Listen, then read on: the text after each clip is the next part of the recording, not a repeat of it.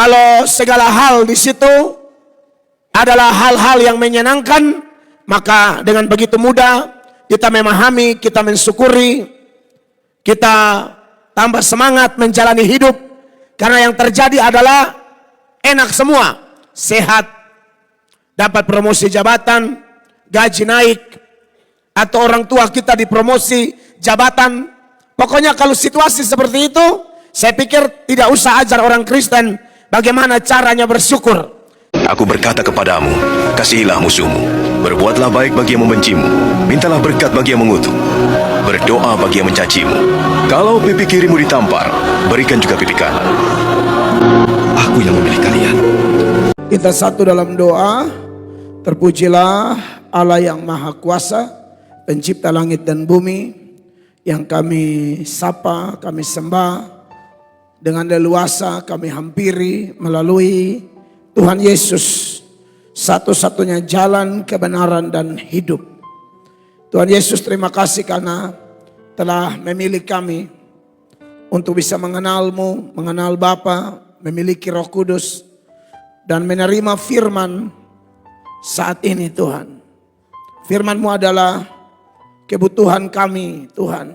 Kami tidak bisa hidup tanpa firman-Mu. Terima kasih banyak masih mau berfirman bagi kami. Artinya masih ada kesempatan bagi kami untuk terus hidup menyenangkan-Mu di sisa hidup yang kami jalani di tahun 2024 ini. Terima kasih karena sudah mengampuni kami. Maka kami yakin dengan leluasa kami akan menerima berkat dari seluruh rangkaian ibadah ini. Secara khusus firman-Mu yang akan segera diberitakan. Demi Kristus kami berdoa, dan semua yang rindu firman-Nya, satu hati kita berkata, amin. Tepuk tangan yang meriah bagi Tuhan. Silakan duduk Bapak Ibu jemaat dan kawan-kawan pelayan yang diberkati Tuhan.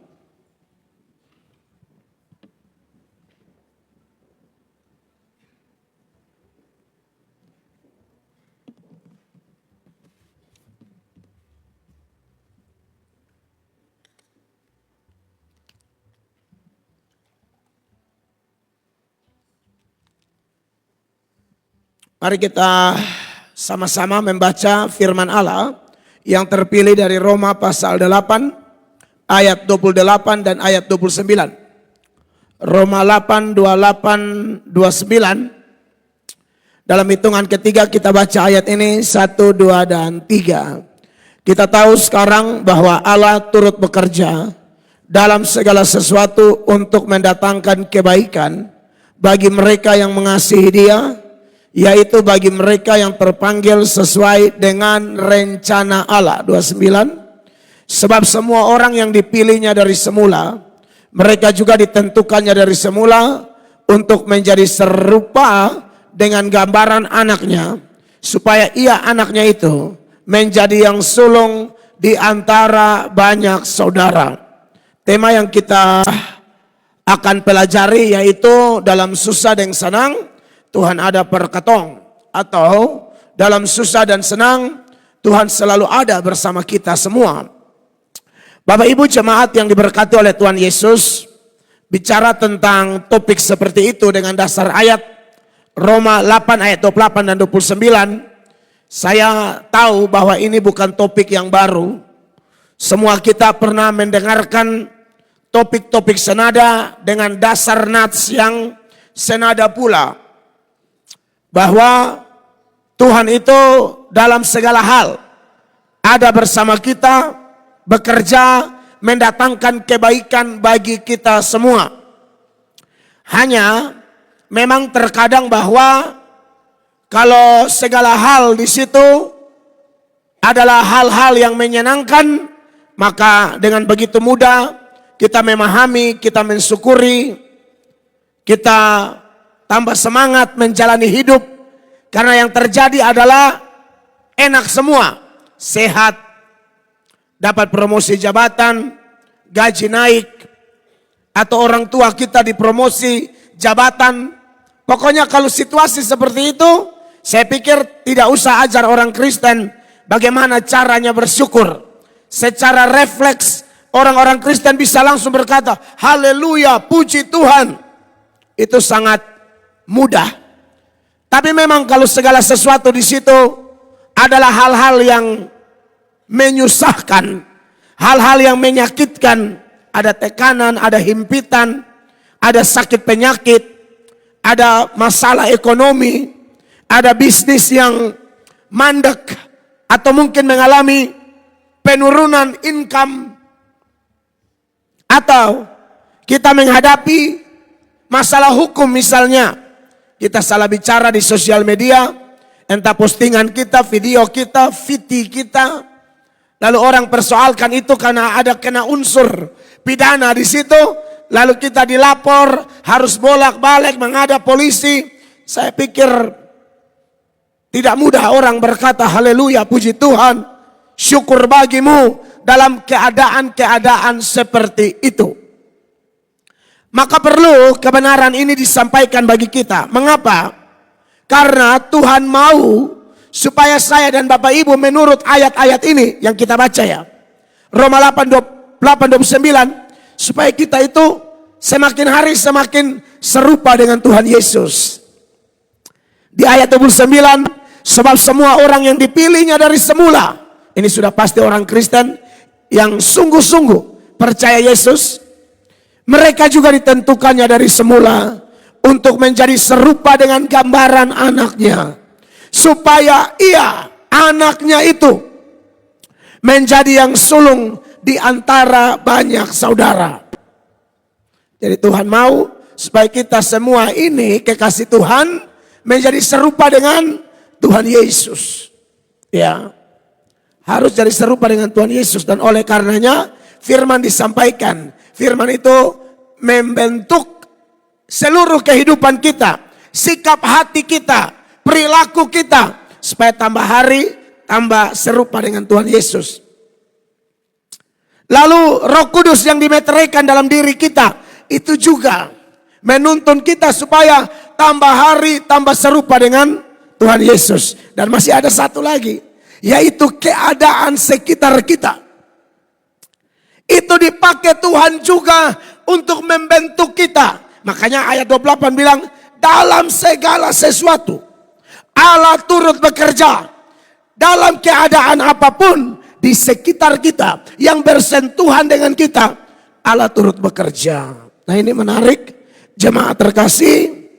Mungkin suara saya yang kurang ini, atau mikrofon sudah oke ini Pak Robi. Kalau bisa agak kesnai sedikit lebih supaya beta rasa kayak agak berteriak sedikit. Padahal sudah start slow, tapi kok tetap rasa kayak mau push bicara. Baik, soalnya ini khotbah ketiga Bapak Ibu, jadi memang agak ini ya. Nah, jemaat terkasih, maka dari itu saya dan saudara harus mempelajari beberapa hal penting pada hari ini. Ya, dalam susah dan senang Tuhan ada bersama kita. Tuhan membentuk kita. Oleh karena itu, anak-anak Tuhan yang tahu bahwa semua itu membawa kita semakin serupa dengan Yesus, saya akan kasih 3 hal dalam bentuk pertanyaan, dan pertanyaannya bagaimana? Ya, yang pertama adalah bagaimana Tuhan Yesus ya saat menghadapi kesusahan. Karena kita mau serupa dengan Dia, jadi Dia teladan agung kita. Bagaimana Tuhan Yesus menghadapi kesusahan. Setelah Natal, lalu Alkitab memberi keterangan di usia 12 tahun, Tuhan Yesus dan orang tuanya pergi ke Yerusalem. Mereka pulang, Yesus ketinggalan di Yerusalem. Papa dan mamanya begitu pusing, begitu panik. Karena Yesus ketinggalan, cari-cari sampai 3 hari. Mereka ketemu dia di bait Allah, lagi debat, lagi diskusi, bersoal jawab dengan alim ulama. Lalu Ibu Maria bilang, kamu dari mana? Kamu bikin pusing kita nih, kita cari kamu. Dia bilang, bukankah saya harus ada di rumah Bapakku? Dan Alkitab berkata Ibu Maria hanya simpan itu di hati. Mungkin Ibu Maria sudah pernah dikasih tahu, tapi lupa. Tuhan Yesus yang begitu tenang, Maria dan Yusuf begitu panik.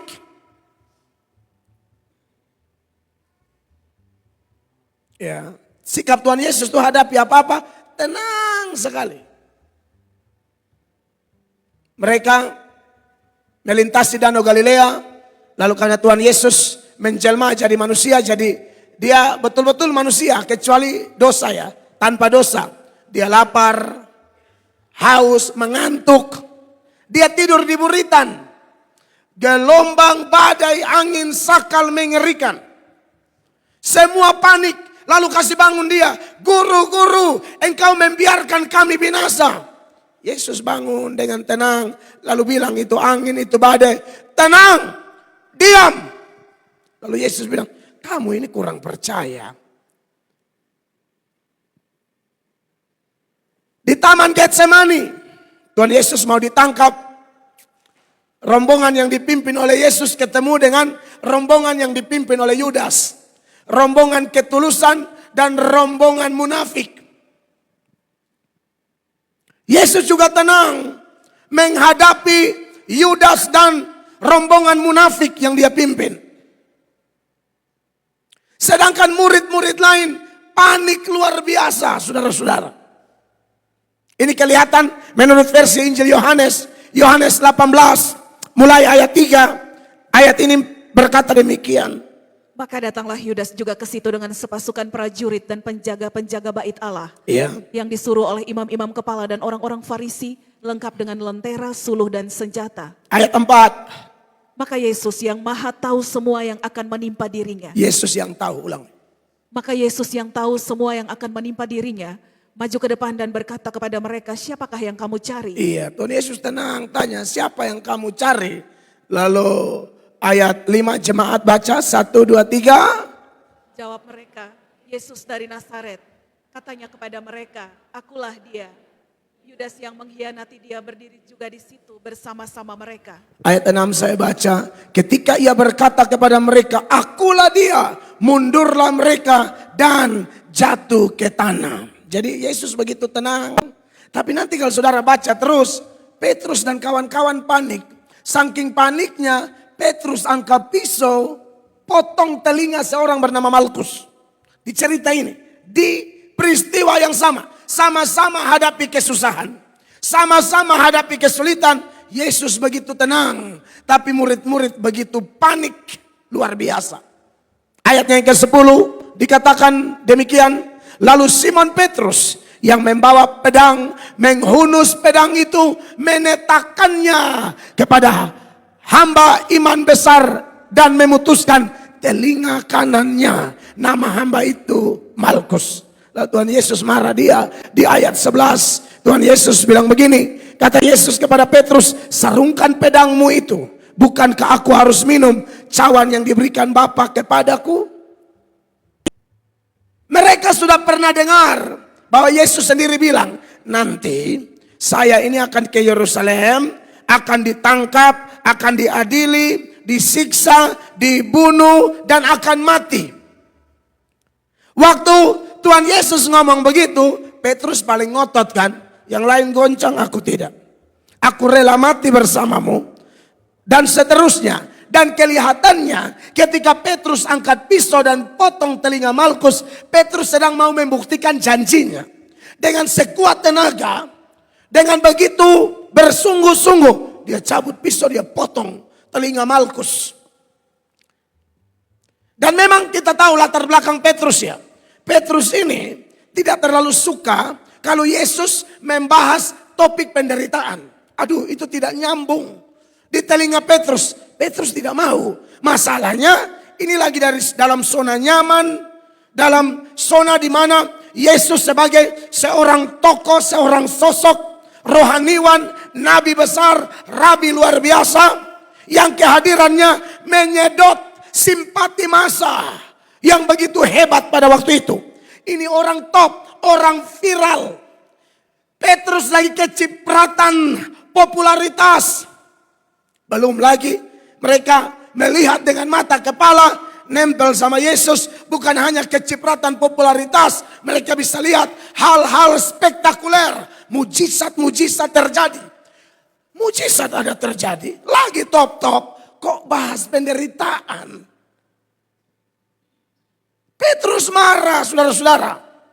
Petrus protes. Makanya di Matius pasal 16 ayat 21. Anda lihat, ini kalau pendeta Melatok salah dan Anda protes, wajar karena Melatok tidak sempurna. Tapi Yesus mana ada salah.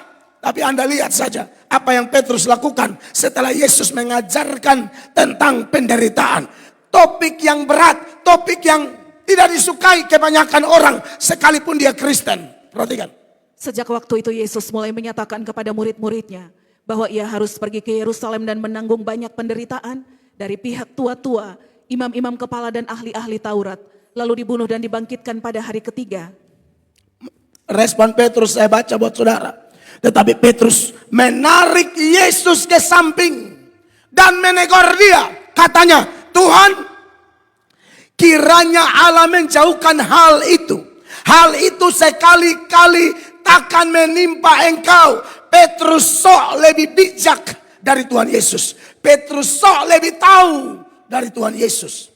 Alkitab berkata, rancangan Tuhan dan rancangan kita, jalan Tuhan dan jalan kita seperti langit dan bumi. Tidak mungkin kita lebih bijak dari Allah. Siapa kita yang bisa menasehati Tuhan? Tapi Petrus coba-coba melakukannya. Petrus tidak setuju kalau ngomong penderitaan. Salah. Tuhan Yesus salah. Guru, tapi guru salah khotbah. Salah ajar. Kiranya Allah jauhkan itu. Tuhan Yesus tegur dia dan berkata, kau punya otak sudah kayak setan. Karena kamu lebih tertarik kepada pikiran manusia daripada pikiran Allah. 23. Maka Yesus berpaling dan berkata kepada Petrus, enyahlah iblis, engkau suatu batu sandungan bagiku. Ya. Sebab engkau bukan memikirkan apa yang dipikirkan Allah, melainkan apa yang dipikirkan manusia. Jemaat terkasih. Jadi memang wajar kalau Petrus memberontak. Dia ambil pisau, dia potong telinga Malkus.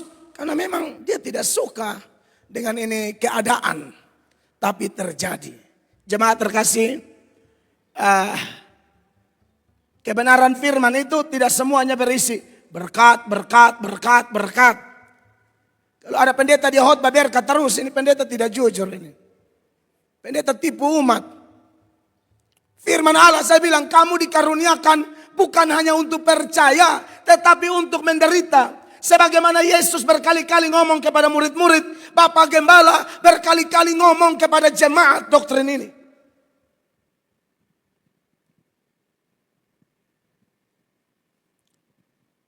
Nah saudara-saudara, kadang-kadang kita sudah pernah dengar, tapi kita ini manusia rapuh yang lupa. Petrus sudah dengar tapi lupa. Makanya ambil tindakan sembarang. Ceroboh. Contoh lain, Tuhan Yesus lagi nih. Sudah mau dijatuhi hukuman mati. Pilatus didesak oleh massa yang begitu banyak, demo berteriak.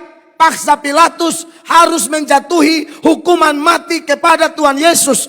Pilatus sudah periksa dan Pilatus bilang, saya sudah periksa tidak ada satupun pelanggarannya yang cocok dengan hukuman mati.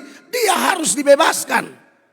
Tapi mereka tambah ngotot, mengatasnamakan massa, mengatasnamakan suara rakyat.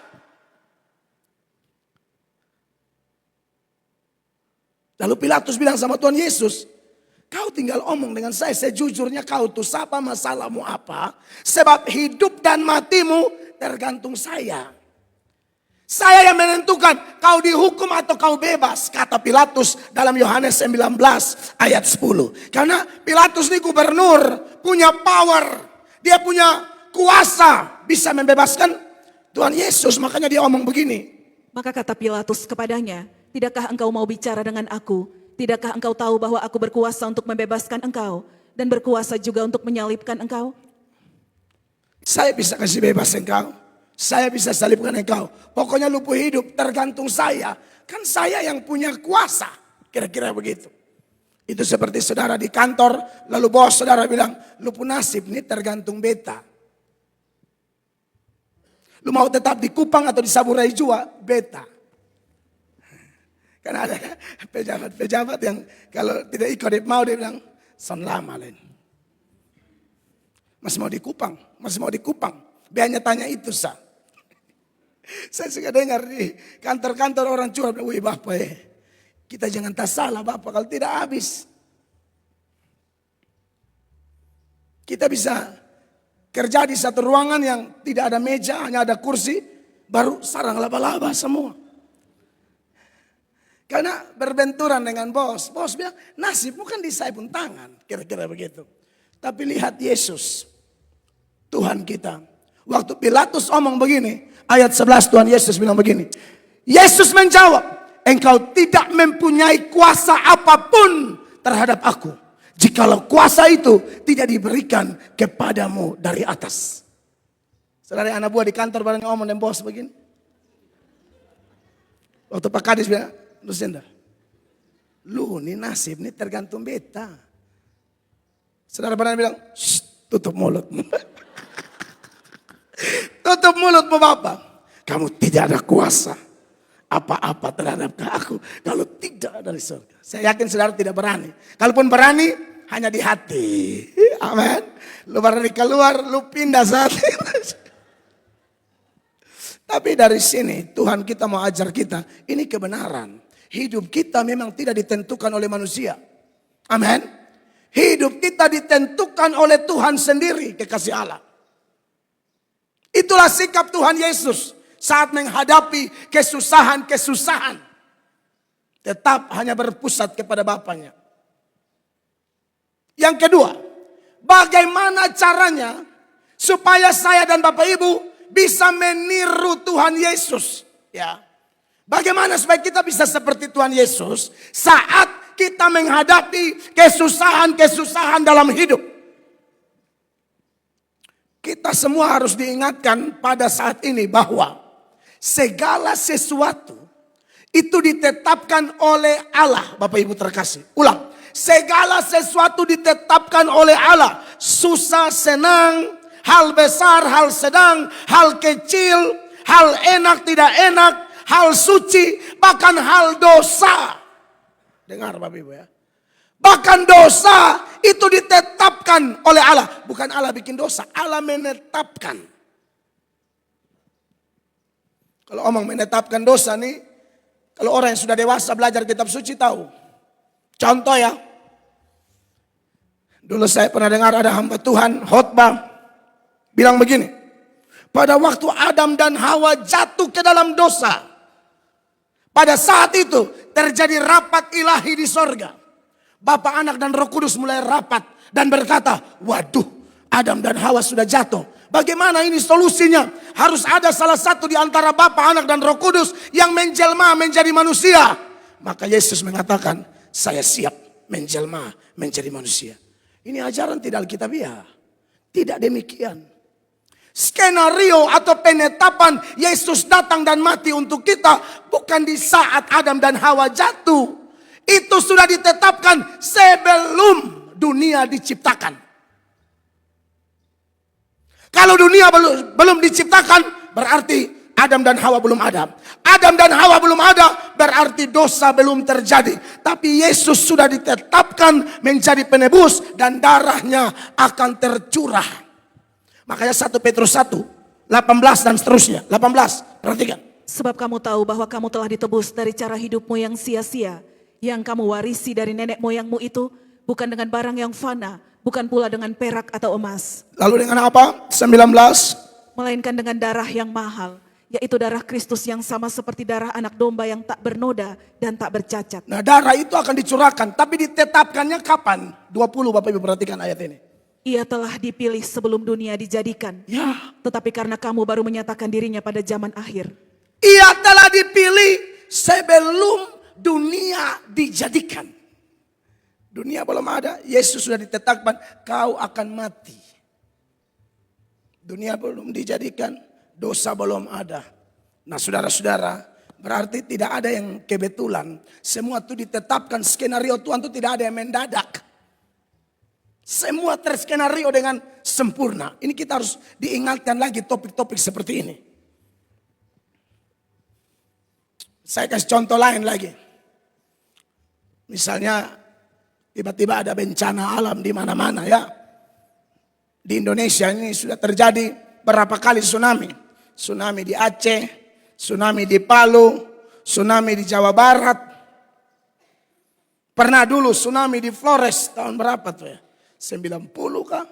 Pulau Babi itu. 92. Sampai itu pulau hilang kah? Tsunami itu, belum lagi yang gunung meletus di sana, tanah longsor, Seroja. Sekarang ada erupsi di gunung apa lah? Pitobi. Lewat Tobi. Pokoknya ingat Tobi ya.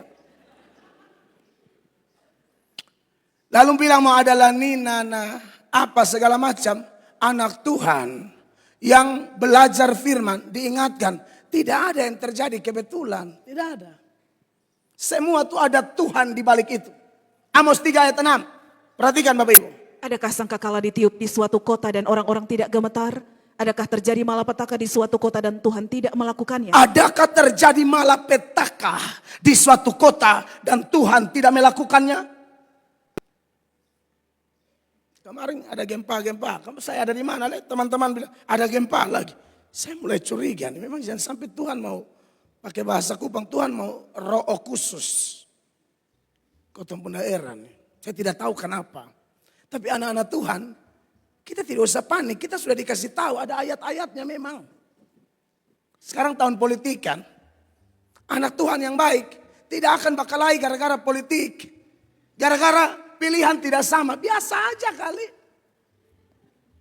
Amin. Selalu saja. Saudara pasti sebuat ketetapan di hati toh. DPD siapa? Calon sudah gantong semua. Di samping pohon Natal itu.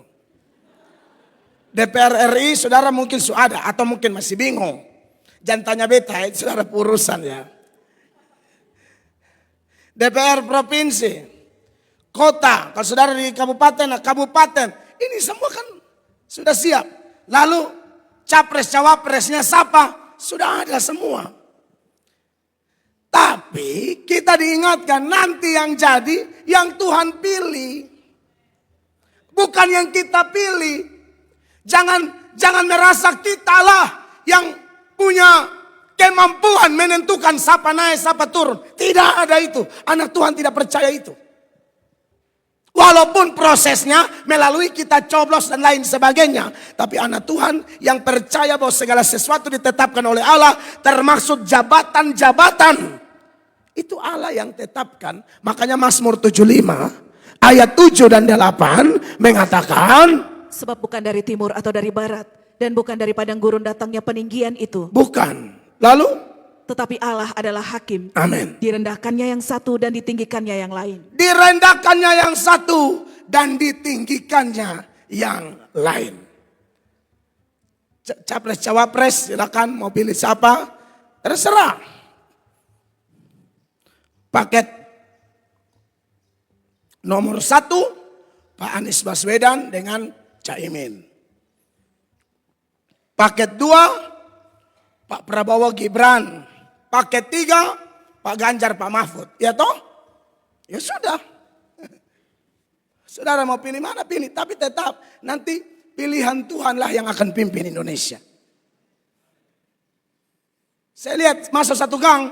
Satu rumah tuh. Satu gang bertetangga. Balihonya beda-beda. Ada Prabowo Gibran. Ada Amin. Biasa saja. Kita tetap bersaudara. Amin. Ada orang yang saking fanatiknya ya.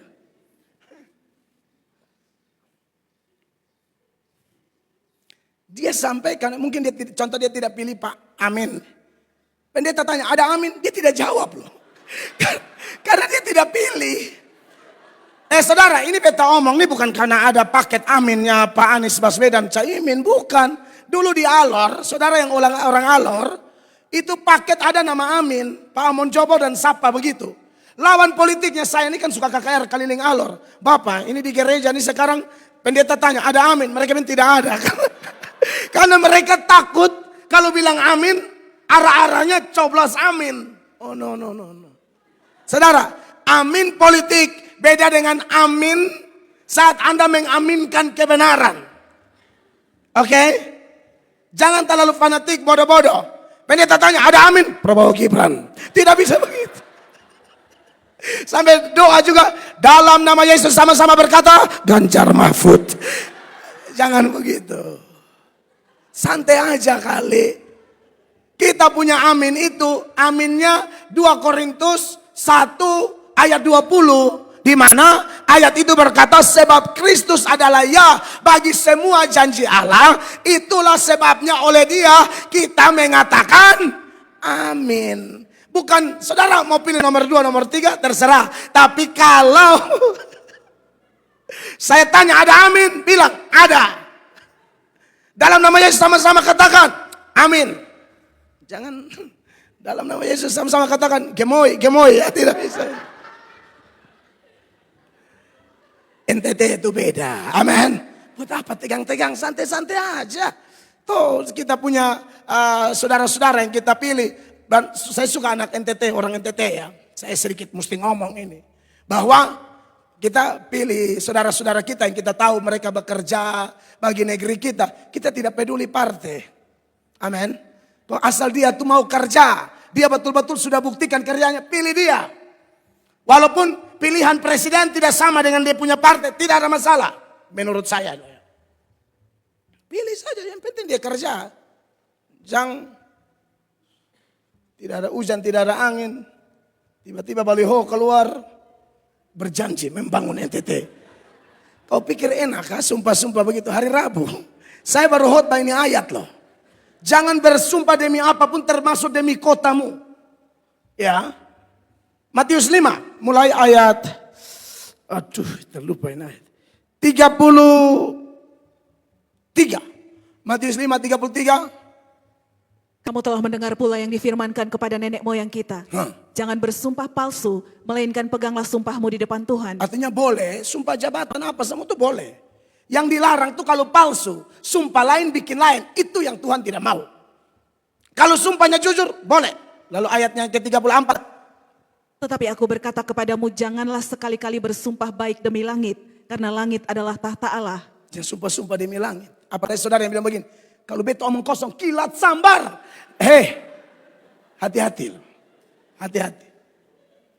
Untuk lulusan perlu kilat, cukup ojek lari kincang ya. 35. Maupun demi bumi, karena bumi adalah tumpuan kakinya. Ya. Ataupun demi Yerusalem, karena Yerusalem adalah kota raja besar. Iya, demi Yerusalem. Saya pikir demi Kupang juga tidak usah lah. Kecuali memang jujur. Siap bekerja untuk Kupang. Lalu Anda tunjuk, itu keren. Kalau ada orang yang punya talenta dunia politik begini, saya dukung, saya doakan. Kalau pendeta kan tidak mungkin lagi. Toh, saya susumpah demi sinode. Jadi saya tidak bisa ke sana lagi. Walaupun orang suka goda-goda, saya tidak mau, tidak usah. Jangan cari hal, jangan cari hal. Kayak Yunus itu ikan talan. Sudah cukup, sudah sih pendeta saya hidup cukup juga. Tuhan berkati, tapi orang lain yang berpotensi, pendeta doakan, pendeta dorong sambil mengingatkan janji apa bikin itu. Amin, kekasih Tuhan. Sekali lagi, dunia politik, jabatan, pangkat, kedudukan, Tuhan sudah atur semua. Bahkan, saudara kalau kita punya ekonomi, tidak sebaik tetangga, kerabat, keluarga kita, mereka sudah kaya, sudah maju, kita masih begitu-begitu saja. Atau kategori miskin, saya harus kasih tahu. Orang kaya, orang miskin, Tuhan yang buat. Amsal 22 ayat 2. Perhatikan Bapak Ibu terkasih. Orang kaya dan orang miskin bertemu, yang membuat mereka semua ialah Tuhan. Yang buat orang kaya Tuhan, yang buat orang miskin juga Tuhan.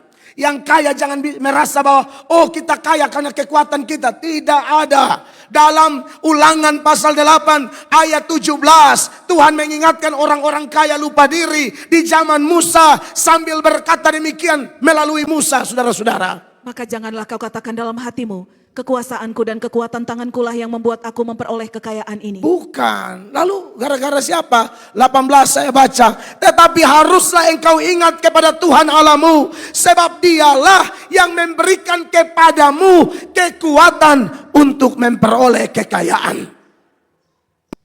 Kita kaya karena Tuhan yang buat kaya. Kalau ada yang kaya di sini. Siapa yang tidak mau kaya? Mau. Tapi kenapa bisa kaya? Anak Tuhan percaya itu adalah penetapan Tuhan. Sebab ada orang bilang, ya tapi tergantung kita kerja keras. Kerja keras tapi kalau Tuhan tidak berkati tidak kaya. Amsal 10 ayat 22. Sama-sama, 1, 2, 3. Berkat Tuhanlah yang menjadikan kaya. Susah payah tidak akan menambahinya. Lalu bagaimana kita yang miskin? Apakah Tuhan tetapkan kita miskin? Lalu Tuhan benci kita? Tunggu dulu saudara-saudara. Jangan buru-buru tuduh Tuhan. Allah tidak pernah bikin apapun asal-asalan. Semua ada tujuan. Bahkan Allah bisa izinkan orang miskin, tapi kemiskinannya itu memuliakan Allah. Orang kaya memuliakan Allah itu biasa. Orang miskin memuliakan Allah itu luar biasa. Saya kasih contoh ya. Tuhan Yesus menatap orang-orang kaya kasih persembahan. Tapi mata kudus yang sama juga melihat orang miskin kasih persembahan. Itu sama kayak saudara pergi gereja, saudara cabut dari dompet. Apakah isi di amplop atau kucak. Tuhan lihat semua persembahanmu. Dengar Bapak Ibu. Saudara kasih itu asal-asalan. Sungguh-sungguh Tuhan lihat. Tuhan uji sampai kedalaman hati. Makanya Lukas 21 ayat 1 berkata demikian. Ketika Yesus mengangkat mukanya, ia melihat orang-orang kaya memasukkan persembahan mereka ke dalam peti persembahan. Oke, Tuhan Yesus lihat. Tetapi yang miskin juga Tuhan lihat. 2. Ia melihat juga seorang janda miskin memasukkan 2 peser ke dalam peti itu. Ayat 3. Lalu ia berkata, aku berkata kepadamu, sesungguhnya janda miskin ini memberi lebih banyak daripada semua orang itu. Secara ukuran manusia, si miskin ini pemberiannya paling sedikit. 2 peser. Itu pecahan terkecil waktu itu. Dia hanya ada itu, dia kasih semua. Yesus bilang, dia memberi paling banyak dibandingkan orang-orang kaya itu. Kenapa? Karena dia memberikan bukan dari kelimpahan, tapi dari kekurangan. 4. Sebab mereka semua memberi persembahannya dari kelimpahannya, tetapi janda ini memberi dari kekurangannya, bahkan ia memberi seluruh nafkahnya. Bayangkan orang kurang tapi memberi. Ternyata disitulah poin tentang memberi. Memberi itu sampai terasa. Kalau saya punya 1 miliar, saya kasih 1 juta, tidak rasa apa-apa. Ini sudah 2 peser, tidak punya apa-apa, dia kasih semua. Makanya Tuhan bilang, pemberian yang paling ada rasa pengorbanan, dia. Saudara juga ada masalah ekonomi. Tapi lihat orang susah, rogo-rogo. Wih, kita juga ada perlu. Tapi saudara tetap bantu orang itu pemberian yang luar biasa. Memberi pas ada butuh juga kita, ada kurang. Tapi Anda masih menabur buat orang susah atau apapun. Dengar, Tuhan bilang, itu persembahan terbesar. Jadi orang miskin ini walaupun miskin tapi menjadi contoh bagi kita semua. Dia sungguh memuliakan Tuhan melalui persembahannya. Bukankah jemaat di Makedonia juga sama? Mereka sangat miskin tapi mereka menabur dengan sungguh-sungguh walaupun miskin dan masalah banyak. Jadi kekasih-kekasih Tuhan, kita harus diingatkan bahwa segala sesuatu ditetapkan oleh Tuhan. Allah bukan hanya menciptakan nasib mujur, tapi Allah juga menyiapkan nasib malang, saudara-saudara. Perhatikan Pengkhotbah 7:14. Pada hari mujur bergembiralah, tetapi pada hari malang ingatlah bahwa hari malang ini pun dijadikan Allah seperti juga hari mujur, supaya manusia tidak dapat menemukan sesuatu mengenai masa depannya. Iya, kalau ada mujur gembira. Tapi siap-siap nanti malang datang. Kenapa malang mesti ada? Supaya kita belajar bergantung kepada Tuhan. Bandingkan juga dengan Yesaya 45 ayat 6. Saya baca buat jemaat semua. Supaya orang tahu dari terbitnya matahari sampai terbenamnya, bahwa tidak ada yang lain di luar aku. Akulah Tuhan dan tidak ada yang lain. 7. Yang menjadikan terang dan menciptakan gelap. Yang menjadikan nasib mujur dan menciptakan nasib malang. Akulah Tuhan yang membuat semuanya itu. Jadi jangan kaget ya Bapak Ibu jemaat. Kalau kita hadapi segala situasi dalam hidup kita. Bahkan saya memang sudah ingatkan jemaat. Kalau saudara ada diberkati, siap-siap. Biasanya bencana mau datang.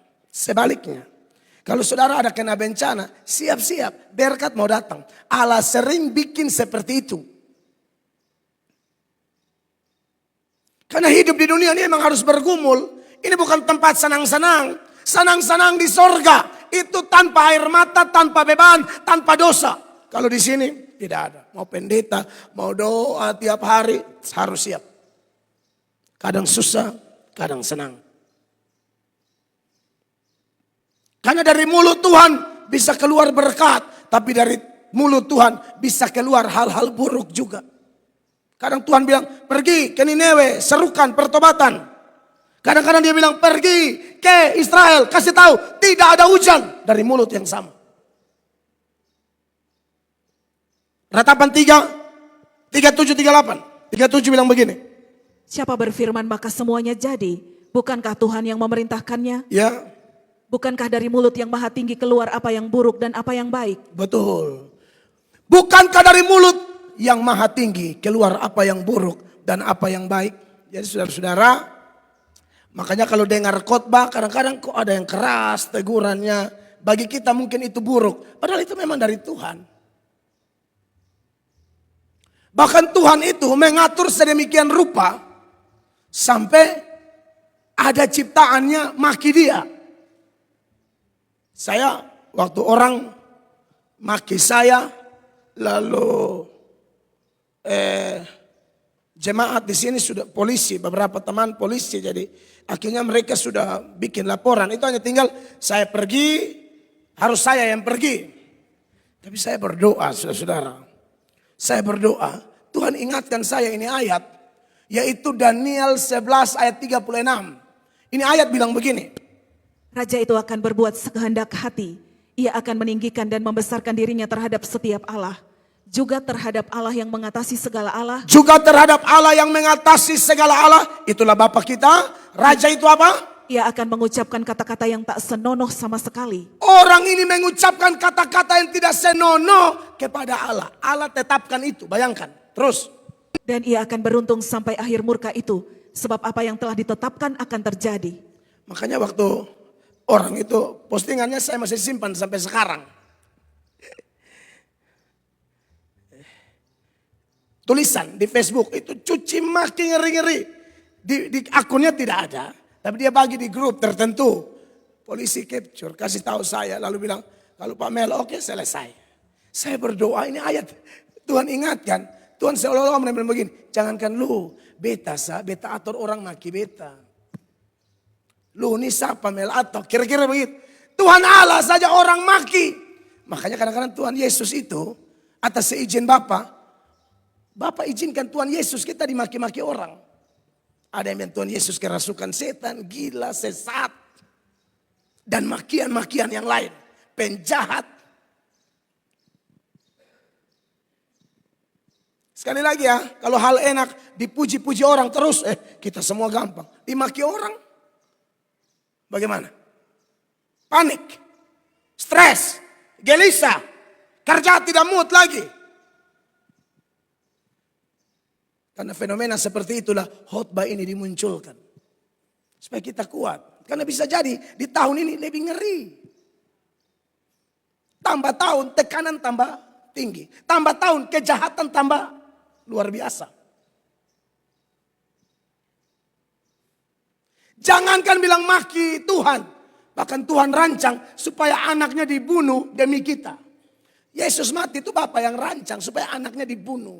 Anaknya disiksa. Itu Bapa yang skenario.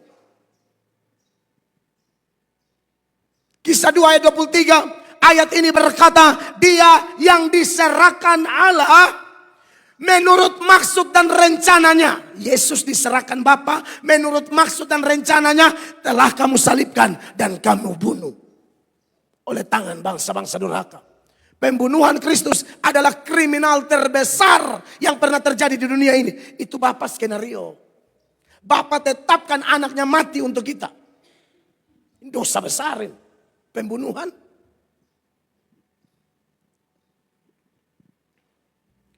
Makanya itu Pilatus, Herodes, Yudas, orang-orang yang lawan Tuhan Yesus, orang-orang Yahudi, orang Romawi.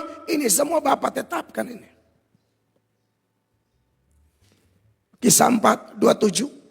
Perhatikan. Sebab sesungguhnya telah berkumpul di dalam kota ini Herodes dan Pontius Pilatus Betul. beserta bangsa-bangsa dan suku-suku bangsa Israel melawan Yesus hambamu yang Melawan kudus Yesus hambamu yang kudus. yang engkau urapi. Kenapa mereka semua ini kumpul melawan Yesus? Jawabannya di 28. Mari kita baca sama-sama. Untuk melaksanakan segala sesuatu yang telah engkau tentukan dari semula oleh kuasa dan kehendakmu. Jadi kalau Tuhan izinkan orang maki dia, saya akan maki, saya tahu itu penentuan Tuhan. Kalau kita ketemu orang yang benci kita dengan pemahaman seperti ini, kita tidak panik. Justru kita akan masuk di kamar dan berdoa, Tuhan, hamba tahu ini bukan terjadi kebetulan. Ini orang yang maki hamba, atau ini satu orang yang son tahu diri nih Tuhan. Kau tolong dia, air susu dia balas dengan air aki ini Tuhan. Hamba yakin dia ditetapkan Allah. Saudara percaya ini tidak? Kalau Anda tidak percaya ini, Anda emosi bodoh. Ini orang boton subantu Tuhan. Boton tulus dan dia. Dia memang iblis Tuhan. Saudara, jangan panik, jangan stres, jangan gelisah. Jangan tidak bisa tidur hanya gara-gara itu. Makanya saya mau bahas ini lebih banyak di poin ketiga. Dan yang terakhir. Kalau begitu, bagaimana saat kesusahan itu datang? Kan tadi bagaimana supaya kita bisa tiru Yesus. Nah ini bagaimana kalau kesusahan itu datang? Apa yang harus saya dan Bapak Ibu lakukan? Yang pertama, jangan panik, jangan gelisah, jangan khawatir, jangan ceroboh. Kenapa? Yang pertama, karena Anda tidak akan merubah apapun. Kalau Tuhan bilang kita mati, saudara mau panik ya apa? Mati. Kalau dia bilang tidak mati, tidak akan mati. Makanya waktu tahun lalu, 2 tahun lalu. Tiba-tiba itu pesawat yang kami mau tumpangi rusak. Sedangkan ini panitia suka sekali keluar uang tahu berapa banyak juta untuk beta hadir di kota Ambon. Kasihan kalau saya tidak hadir. Saya dan istri berdoa di bandara. Kita keluar dari sore sampai jam 9 malam pesawat belum terbang. Bilang masih perbaiki. Orang super kelahi habis-habisan di bandara El Tari. Saya tenang, saya bilang sama Magem, Mak baca Alkitab. Karena saya bilang tidak bisa merubah apapun. Kau tempi ini orang domba demo, baru orang video. Dia melatok penghotbah ada marah-marah. Kan lucu. Kan lucu. Makanya dia bilang, Mak buka Alkitab. Kau tentu baca Alkitab. Semua pal datang so emosi tinggi semua. Masalahnya kita hamba Tuhan. Masa kita tidak tahu skenario Allah? Buat apa kita marah-marah, panik? Teman-teman di Ambon video call. Kita bilang doa ya soalnya pesawat rusak. Ini yang di Ambon memang begini. Seng, tetap jadi tuh, tetap jadi. Tahu Ambon suara tuh. Tetap jadi. Oke. Bilang amin, amin. Doa perkatonge, yo, tenang Kabel, sampai. Doa, baca Alkitab. Telepon Pak Adi Pale bilang, kakak bawa makan doh. Semua pulang. Kan ditunda besok. Saya tidak ada pesawat lagi. KKR tidak bisa. Mau connect ke mana pun tidak ada lagi. Orang biaya ini banyak. Hotel. Tiket bolak-balik 2 orang. Itu bukan barang doi sadiki. Panitia kerja keras. Kumpul uang. Saya tenang sambil berdoa Tuhan kehendakmu yang terbaik. Maka dari pihak maskapai bilang pesawat bisa terbang. Tapi jujur saja pesawat hanya ready 75%. Siapa mau naik 75%? 92% atau 99%. Orang gila saya mau terbang. Tidak mau. Namanya tua puji Tuhan. No comment. Hanya tunggu sampai helap di mana? Ibu Iko. Yang mau naik. Mama naik. Ada teman saya orang muslim. Pak Pendeta naik. Lalu dia bilang begini. Saya ikut. Islam kawan Islam. Di kometa. Ya betul sampai. Pesawat 75% terbang dari sini. Naik begitu, setel, berdoa lagi di pesawat itu kebiasaan kami. Mendarat di Surabaya enak-enak. Sampai akhirnya aman. Toh mau panik, tidak rubah apapun. Dan waktu itu saya merasakan memang ada dorongan yang kuat dari Roh Kudus supaya tenang. Kamu harus KKR. Siapa di antara kita, kata Yesus, yang gara-gara kekhawatiran kita bisa menambah sehasta saja di hidup kita? Matius 6 ayat 27. Khawatir tidak tambah apa-apa. Yang ada mengurangi kesehatan, mood, bikin stres. Perhatikan. Siapakah di antara kamu yang karena kekhawatirannya dapat menambahkan sehasta saja pada jalan hidupnya? Sehat 145 cm. Ada yang bilang 45 cm itu mungkin 1 langkah begini. Siapa yang gara-gara kekhawatirannya bisa tambah 1 langkah di hidup? Tidak ada. Amin. Ayat 34 bilang, kesusahan 1 hari cukup 1 hari. Lihat ini ayat. Sebab itu janganlah kamu khawatir akan hari besok. Betul. Karena hari besok mempunyai kesusahannya sendiri. Kesusahan sehari cukuplah untuk sehari. Setiap hari itu Tuhan sudah atur dia punya susah. Kalau susahnya 5 kilo, urus itu 5 kilo. Jangan gabung 1 minggu di hari itu. 5 kali 7, 35. Harusnya pikul 5 kilo, Anda pikul 35 kilo. Makanya muka tua. Benar. Orang medis, para dokter sudah teliti. Banyak orang muka tua itu terlalu banyak stres. Makanya lu urat-urat saraf muka dan tuh tarik di bawah. Serius. Makanya umur 26 lebih ke 62. Terlalu stres. Padahal tidak rubah apapun. Terlalu panik. Padahal tidak rubah rencana Allah. Ngapain?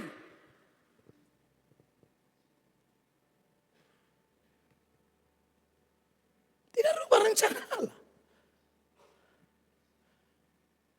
Saudara yang suka stres bodoh-bodoh. Ada lagi yang bukan kumpul 1 minggu. Sampai Agustus isi kumpul. Sekarang makanya bukan tua lah. Kayak agak mau kaku bagian kanan. Saya pernah dengar dokter hamba Tuhan sekaligus. Dokter sekaligus pendeta. Dia bilang 99% pasien yang dia tangani. Semua sakit bersumber dari pikiran dan hati. Yang selalu dijajah, diperbudak oleh kekhawatiran dan kegelisahan. Kegelisahan yang tidak beralasan. Kita bukan orang fasik. Seperti yang Amsal 28 ayat 1 mengatakan. Orang fasik lari walaupun tidak ada yang mengejarnya. Sudah ada yang kejar sendiri, dia lari-lari. Tahu lari apa? Tetapi orang benar merasa aman seperti singa muda. Beda dengan orang benar. Orang fasik itu tidak ada yang bikin ketakutan. Daun tak goyang juga. Swanky. Semua masuk kantor dia. Kenapa kursi sudah geser? Ada sesuatu. Saudaraku, beta mengerti. Kalau Anda pernah pikir begitu, tenang. Hari ini Tuhan mau kasih kuat Anda. Ini khotbah ini saya gumuli baru saya khotbah. Tak usah khawatir, pasti masalah tambah banyak ini tahun.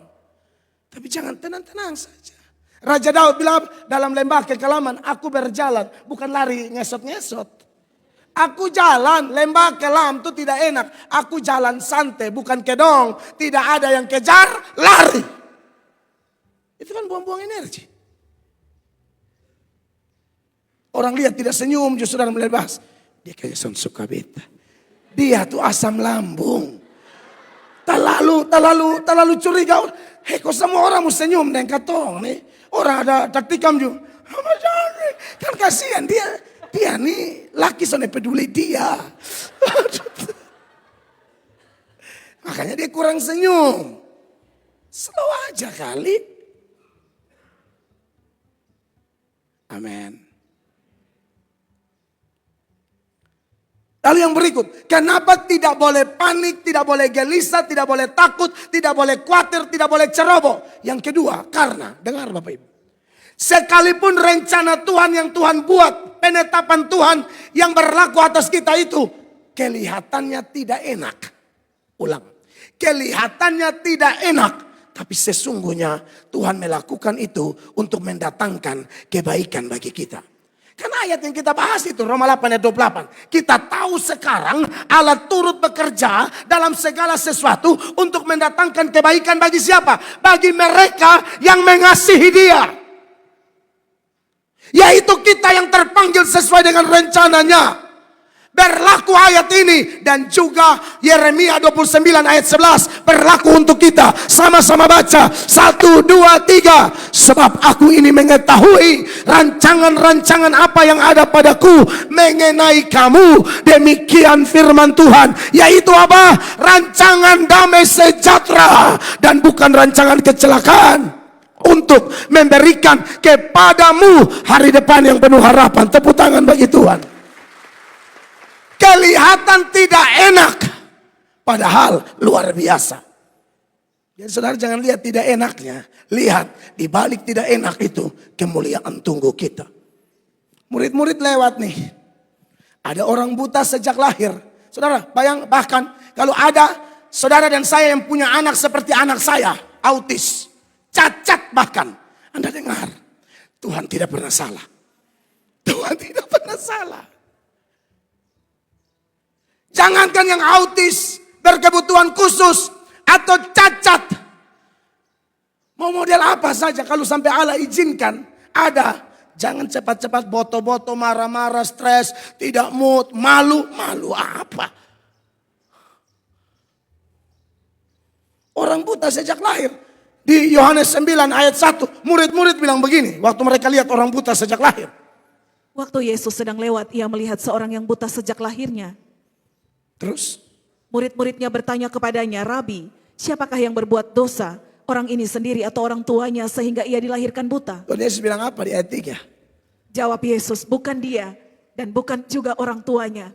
Tetapi karena pekerjaan-pekerjaan Allah harus dinyatakan di dalam dia. Haleluya. Saudara kalau ada, jangan. Tuhan tidak salah. Jangan ceroboh, jangan panik, jangan malu. Jangan. Waktu masih berjalan. Segala sesuatu yang tersembunyi bisa saja dibukakan di depan kita. Anak Tuhan begitu ya.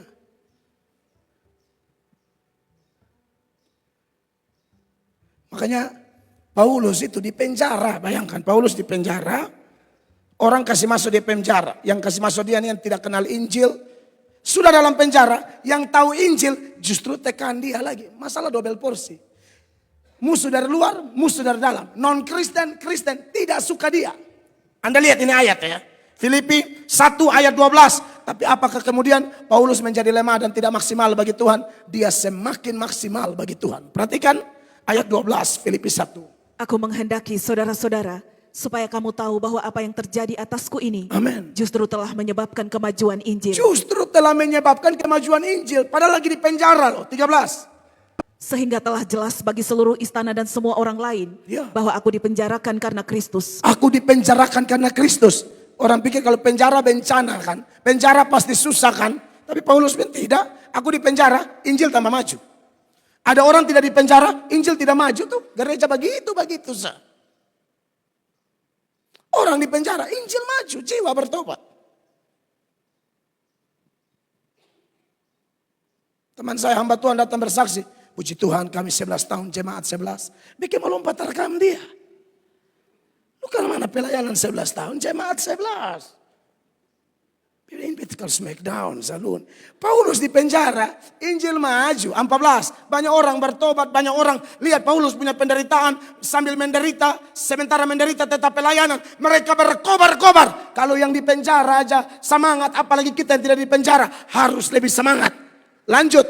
Dan kebanyakan saudara dalam Tuhan telah beroleh kepercayaan karena pemenjaraanku untuk bertambah berani Yes. berkata-kata tentang firman Allah dengan tidak takut. Sudah begitu lagi, ada yang mau omong-omong Paulus punya nama di luar supaya Paulus tambah stres di penjara. Salah alamat. Ini orang mengerti kehendak Allah. Dia tidak akan tambah stres. 15. Ada orang yang memberitakan Kristus karena dengki dan perselisihan. Iya. Tetapi ada pula yang memberitakannya dengan maksud baik. 16.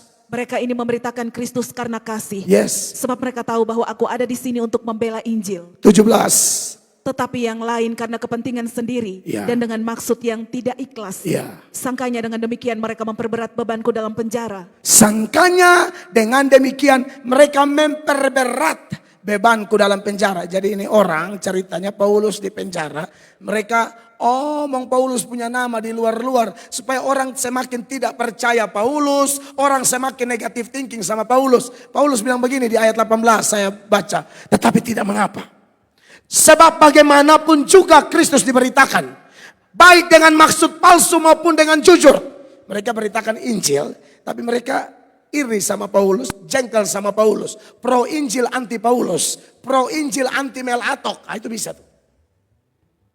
Tapi Paulus bilang tidak apa-apa. Tentang hal itu aku bersuka cita. Dan aku akan tetap bersuka cita.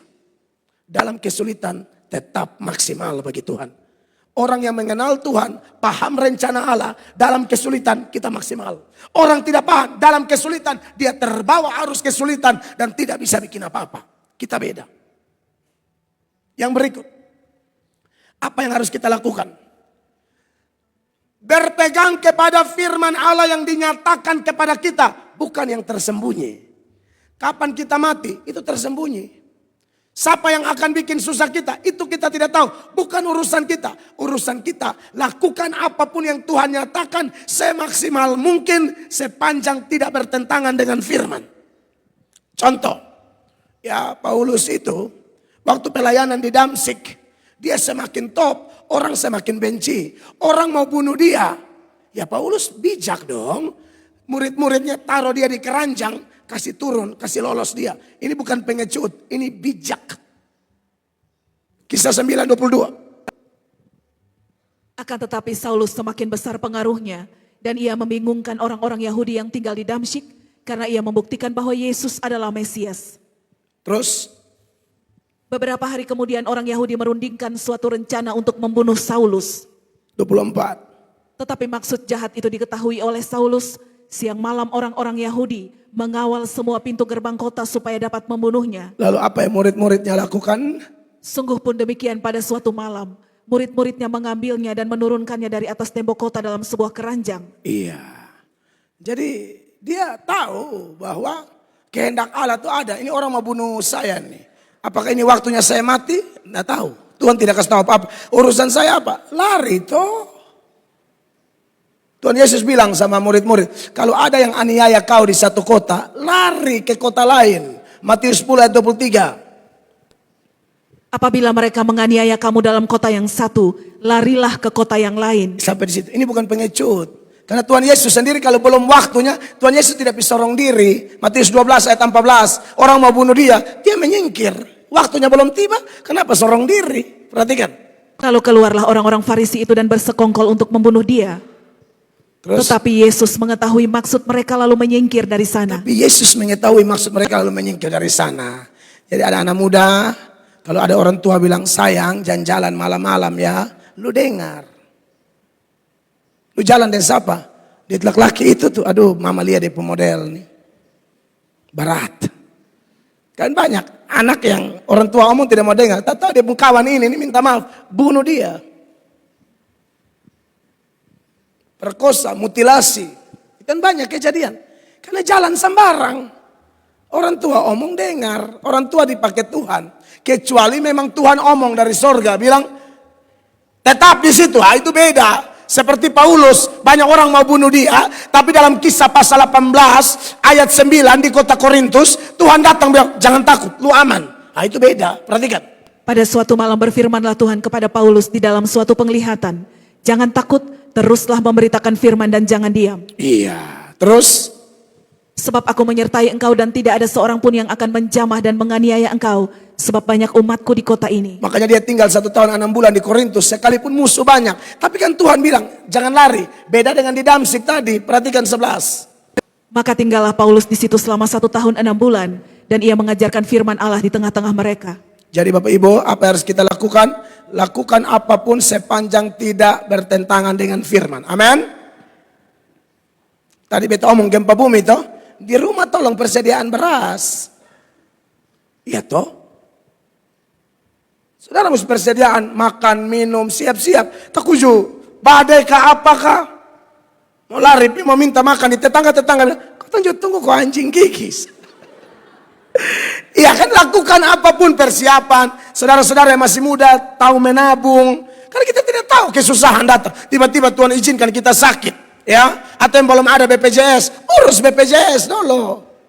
Jangan bilang bisa percaya BPJS dulu. Jangan saudara, ini BPJS itu juga ada gun. Iya kan, banyak orang bagian susah bingung. BPJS tidak pernah urus, bayar sampai hack. Itu contoh-contoh, lakukan apapun yang bisa kita lakukan. Naik motor pakai helm. Takutnya lewat orang lagi tawuran, lu pikir meteor, padahal bukan. Batu trotoar. Hinggap di jendela. Jadi saudara-saudara, harus bijak ya. Amsal 27 ayat 12, 1, 2, 3. Kalau orang bijak melihat malapetaka, bersembunyilah ia. Tetapi orang yang tak berpengalaman, jalan terus, lalu kena celaka. Saya lebih kepala bakas pican nih. Karena dulu bodohnya minta ampun. Serius. Orang tawuran, pura nih saya berdiri paling depan. Kurus kering, dada takek. Yang besar-besar saya ada sembunyi. Mel sembunyi. Beta angka baju putar. Serius putar baju nih. Orang pegang bom, pegang panah. Bom ikan. Dulu kalau ketemu perang rakitan bom ikan, panah. Beta baju. So salah baju pilkada itu juga. Beta warna kuning nah. Beta putar. Kenapa? Apa? Ini tabalaan, saudara bayangkan dari beta SMP sampai sekarang tidak sembuh-sembuh karena minta maaf, pecahnya tuh nyeri. Pas besukan apa dia bilang, beta mundur. Hancur. Bodoh kan, orang bijak harusnya sembunyi. Jadi yang tukang sembunyi bukan berarti penakut ya. Itu bijak. Jental mampu. Sorong-sorong. Karena mana Mel? Lu maju beta mundur. Langsung po alkohol, benar. Di Pamangi, Bepung Guru, di Opura sini, lari masuk. Kok bayangkan, beta sudah palempar, garnison datang. Jadi lari itu dan bocor darah meleleh. Sudah dalam Tuhan, Bapak. Coba darah karena Injil, baik. Ini darah karena putar baju caleg. Pica. Ya ini bekas ada, jadi bersaksi bukan omong kosong, masih ada. Dia mau tambal ke apapun tetap. Dia ke Sungai Yordan. Jadi kekasih Allah, lakukan yang terbaik ya. Jangan sok mengandalkan Tuhan, tahu-tahu mencelakakan diri ya. Jangan lewat tanpa bahaya baru bilang Tuhan adalah gembala. Kok jangan. Kalau Tuhan bilang sembunyi, lu jangan paksa diri ya. Yang berikut adalah buang segala dosa, banyak berdoa. Karena dengan buang segala dosa banyak berdoa, kita akan peka dengan suara Tuhan. Peka dengan tuntunan roh. Dan yang ketiga adalah takut Tuhan sungguh-sungguh. Karena orang takut Tuhan, Mazmur 25 ayat 12, Tuhan akan tunjukkan jalan mana yang harus kita pilih. Mari kita baca sama-sama. 1, 2, 3. Siapakah orang yang takut akan Tuhan? Kepadanya Tuhan menunjukkan jalan mana yang harus dipilihnya. Tuhan mau hantam dunia dengan air bah. Tuhan kasih tahu Nuh, siap-siap, saya mau hantam. Kamu aman. Anak-anak Tuhan begitu. Dan ingat, lebih penutup. Kalau memang takut Tuhan, salah satu tanda selain benci dosa, Anda dan saya pasti suka firman Allah. Mazmur 112 ayat 1 ayat terakhir 1, 2, 3. Haleluya. Berbahagialah orang yang takut akan Tuhan, yang sangat suka kepada perintahnya. Beri tepuk tangan yang meriah bagi Tuhan. Mari kita berdiri bersama-sama jemaat terkasih. Pegang kebenaran ini. Maka sekalipun Tuhan izinkan kesusahan. Tapi ingat itu untuk mendatangkan kebaikan bagi kita. Ya, banyak berdoa, buang dosa, pegang firman. Maka percaya hidup kita terkendali. Dan kita melihat di balik penderitaan, tantangan, persoalan. Kemuliaan Allah dinyatakan bagi kita. Pelayan meja ada di depan.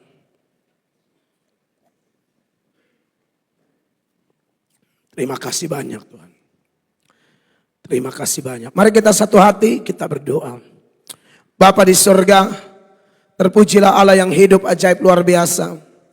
Dalam susah dan senang, suka duka, bencana, persoalan, huru hara atau apapun. Allah ada bersama kami. Allah tidak pernah tinggalkan kami. Kami dibuat mengerti hari ini dengan firman-Mu bahwa rancangan Tuhan sekalipun kelihatan tidak enak, tapi pasti mendatangkan kebaikan bagi kami.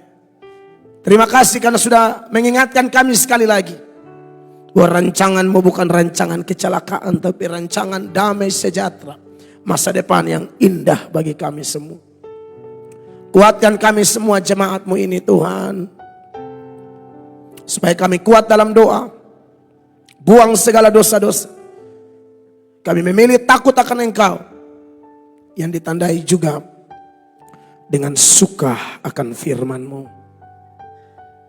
Jadikan kami pelaku firman Allah ya Bapa. Saat ini kami akan masuk dalam perjamuan. Kami berdoa Tuhan kuasai kendalikan kami. Supaya perjamuan kudus yang kami ambil semakin meneguhkan iman kami. Bahwa kalau Yesus saja Bapa rancangkan untuk mati ganti kami, maka kami tidak perlu takut dengan masalah yang lain. Karena pemberian terbesar telah Tuhan beri kepada kami. Cinta terbesar telah kami terima dalam Kristus. Maka masalah sebesar apapun, kami tetap berkata, Yesus kami jauh lebih besar. Terima kasih banyak buat firman-Mu. Diberkatilah semua pelayan, diberkatilah semua jemaat yang ambil bagian dalam perjamuan. Dalam nama Yesus kami berdoa. Semua yang sudah diberkati dan siap ambil perjamuan, kita berkata, amin. Tepuk tangan yang meriah bagi Tuhan Yesus. Aku berkata kepadamu, kasihilah musuhmu, berbuatlah baik bagi yang membencimu, mintalah berkat bagi yang mengutuk, berdoa bagi yang mencacimu. Kalau pipi kirimu ditampar, berikan juga pipi kanan. Aku yang